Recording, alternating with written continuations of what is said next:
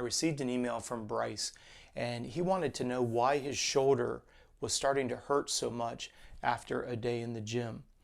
After doing having a little bit of a conversation with him, we found out that he had hired a local trainer at the gym, and the trainer unfortunately wanted to make the workout about the trainer, not about getting Bryce stronger for the sport that he desires to be better at.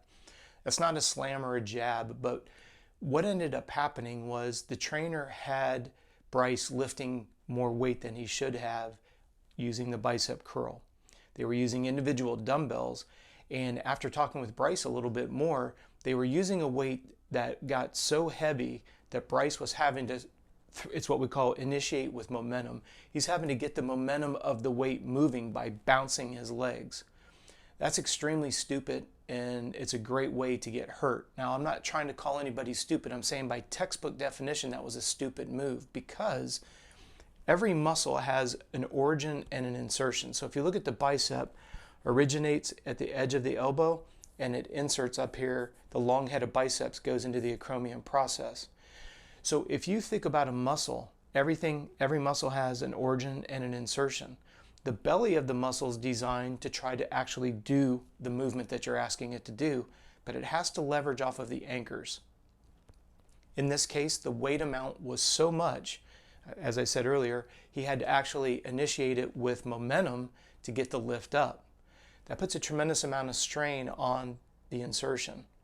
So if you stop and think about this, if you get done doing a bicep curl, that's the muscle that you're supposed to be targeting and getting stronger, and it hurts at one end or the other, you've just jeopardized the integrity of the attachments. This is where I get very, very frustrated, because thanks to the internet, now everybody's an expert. Somebody that was an ex-professional now is a physiologist, and it's nauseating to me, because we are seeing people get hurt doing things that are pretty fundamental and quite honestly easy to avoid. So I want to say thank you for watching this video. If you've been watching some of our other videos, thank you. More importantly, make sure that you understand the concepts, because if I can get in front of you with what not to do and minimize your risk of injury, you have less downtime.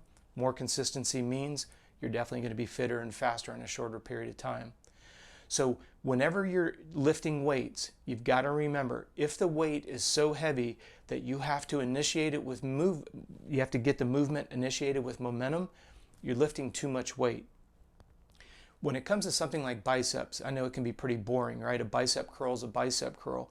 Remember, when we're trying to get stronger, and it's any muscle that's in the body, you can get stronger by lifting a little bit more load.